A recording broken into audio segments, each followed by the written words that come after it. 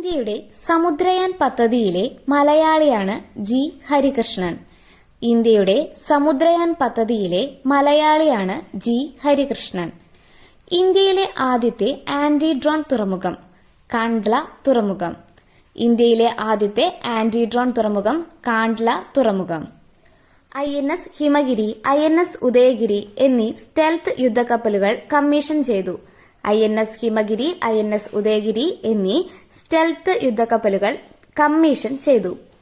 വയോജന കമ്മീഷൻ അധ്യക്ഷനായി കെ സോമപ്രസാദ്. വയോജന കമ്മീഷൻ അധ്യക്ഷനായി K Somaprasad. 2025 Miss Universe India സുന്ദരിപ്പട്ടം മനിക വിശ്വകർമ്മയ്ക്ക്. രാജസ്ഥാൻ സ്വദേശിയാണ്.